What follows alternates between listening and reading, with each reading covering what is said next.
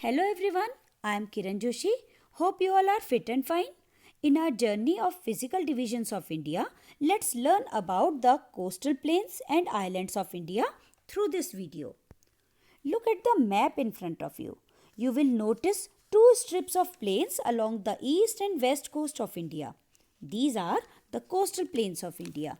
Children, a coast is the area or the land where it meets the sea or the ocean. You can also say that a coast is a line that makes the boundary between the land and the sea or the ocean.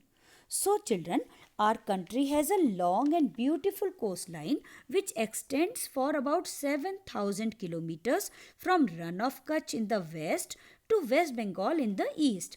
It means it stretches all around the Indian peninsula. The coastal plains are broadly divided into the western coastal plains and the eastern coastal plains. So, let's begin with the western coastal plains. The western coastal plains are located between the Western Ghats and the Arabian Sea. The western coastal plain is long and narrow as shown in the image also. The western coastal plains have many small gulfs and bays.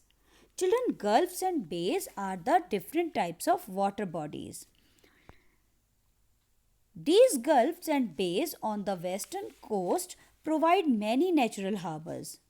A harbor is an area of the sea along the coast which is deep enough and partly enclosed by the land so that the ships or the boats can be left there safely. Some famous natural harbors in the western coastal plains are Mumbai in Maharashtra, Vasco in Goa, and Kochi in Kerala. Also, there are several ports on the western coastal plains. A port is a town or a city that develops around a harbor where ships load and unload their cargo and passengers.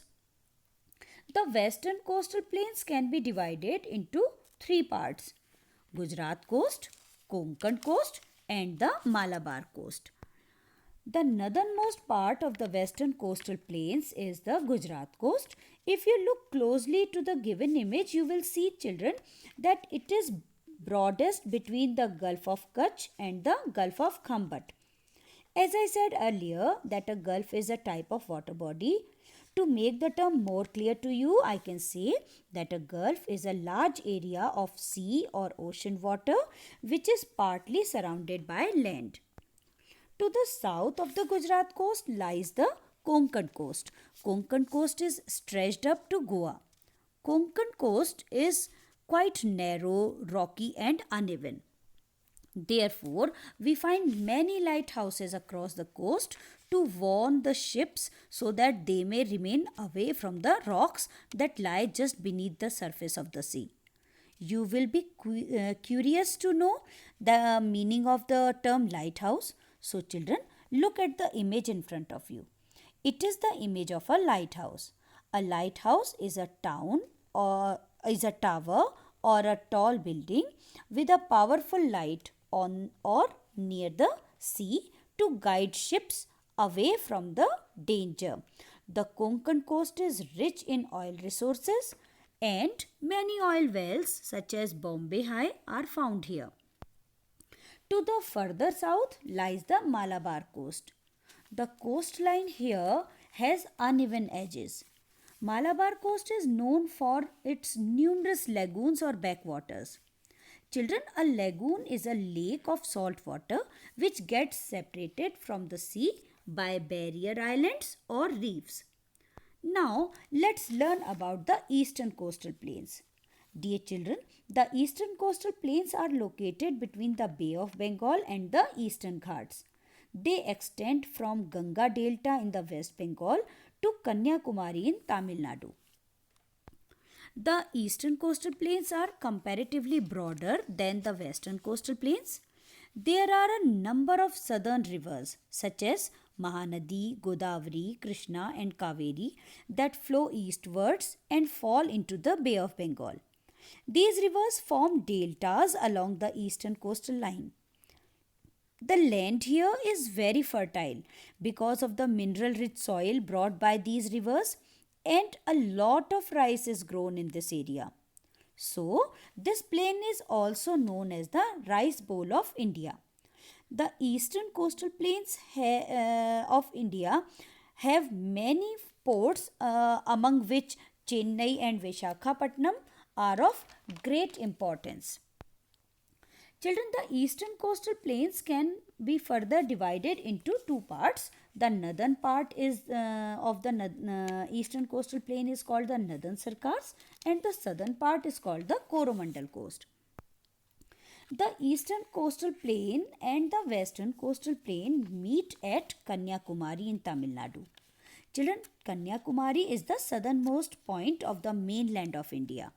Another important fact about Kanyakumari is that at this place, the three water bodies around India, the Indian Ocean, the Arabian Sea, and the Bay of Bengal meet. So, children, so far in this video, we have learnt about the coastal plains of India.